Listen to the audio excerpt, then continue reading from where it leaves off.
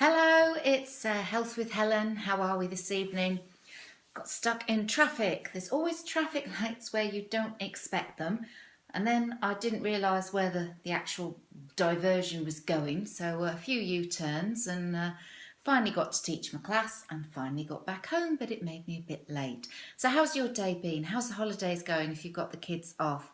Hope you're having a great day. So Tuesday, Health with Helen is more about tips on your health and well-being, just little things, reminders of what you can do to take a sort of healthier route with your lifestyle.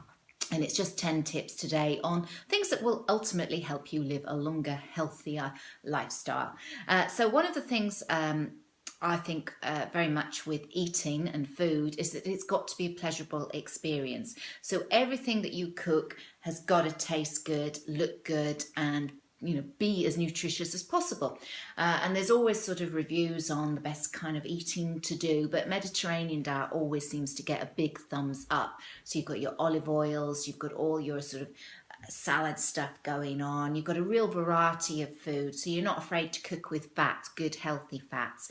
So that's the first tip. Make sure you're cooking nutritious food that is from scratch as much as possible.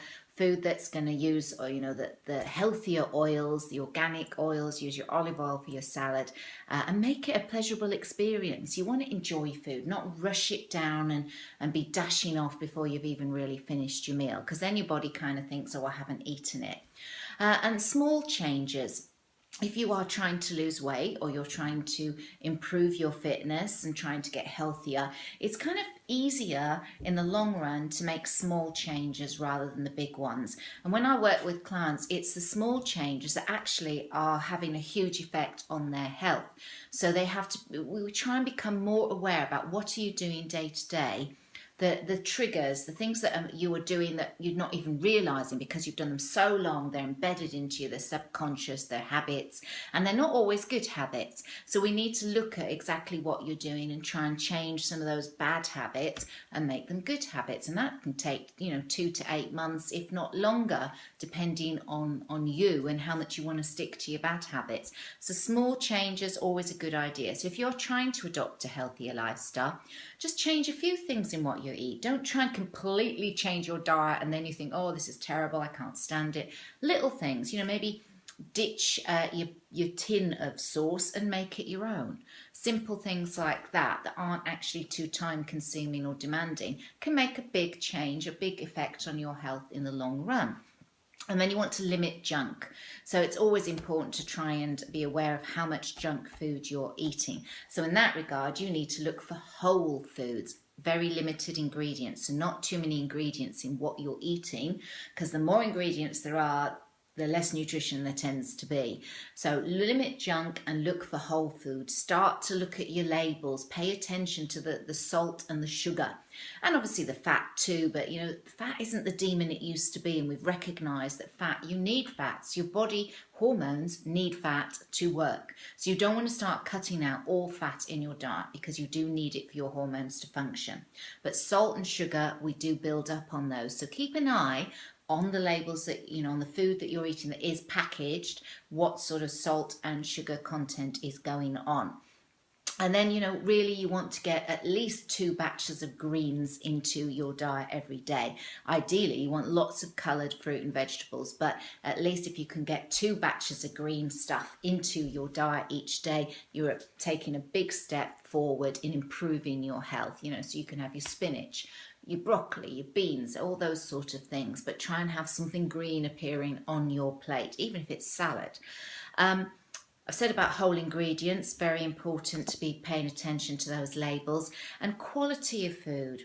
I know we have budgets and we want to keep the costs down, but when it comes to your meat, it's really important that you pick quality food, because if you're not, big batch farming, the cheaper the meat, the less likely the quality, okay? So you want to be looking at, it doesn't have to be the top brand, but somewhere in between, and look at how that animal has been sort of reared, what's going on with it, because if they're not being looked after brilliantly, that'll impact the meat. That's what you're eating. It impacts your health. And limit the amount of red meat you have. red meat can, kind of clog things up a little bit. Try and have a nice variety. Get some fish in if possible. So we want to eat regularly. You don't want to avoid going into too much of a fasting stage if you're trying to lose weight and you're only just starting out. It might be too much to really limit your calorie intake severely and maybe add fasting. It's all too much at once. So I always think, try and get into healthier meals and start to notice what you're eating when you're eating it, and try and get into a routine again.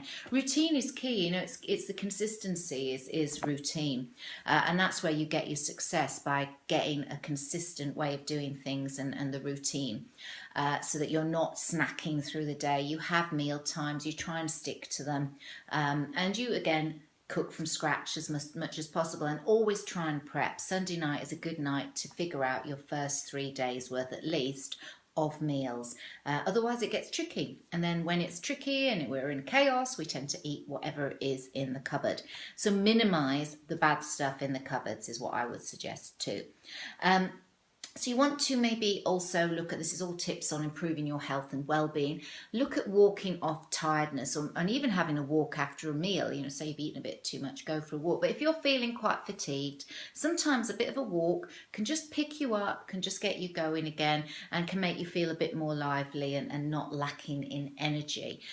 Walking is a really good way to improve your fitness, and if you're just starting out, a great way to do that.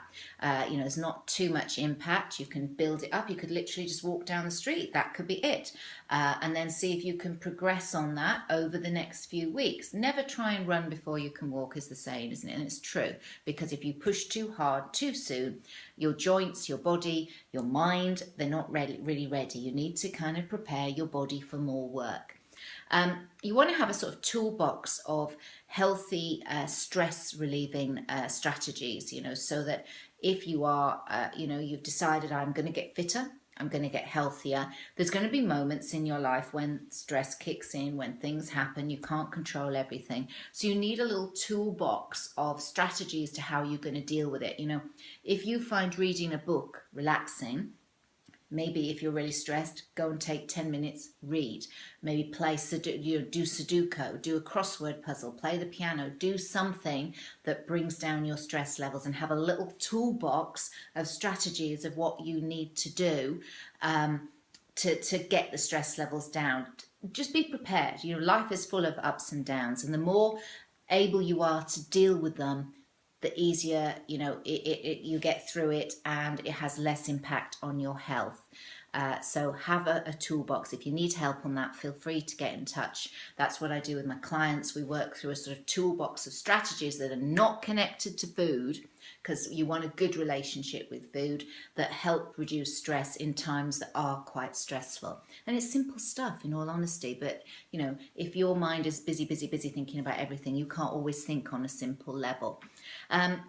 Exercise your mind daily. I've already kind of said that. It's important to be active, not just physically, but mentally. So, get the Sudoku out. I'm not very good at that, but do something that challenges you mentally. Maybe, do a quiz, do something to keep the sort of cells ticking over and actually having a bit of demand made of them, even if you're watching a quiz on the telly. But get yourself out and about and get something done daily.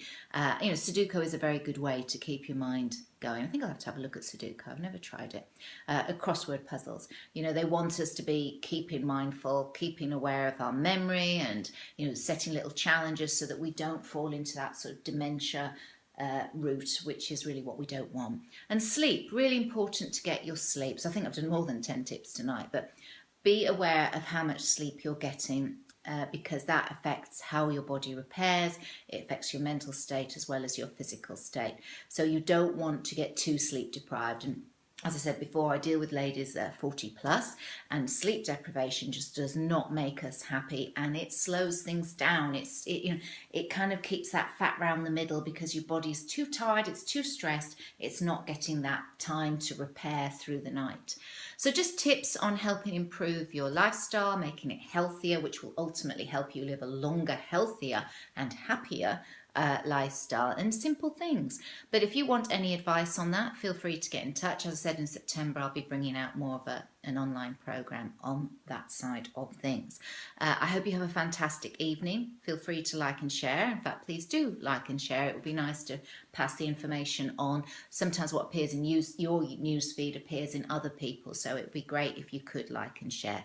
Otherwise, I'll speak to you later this week. See you later. Take care.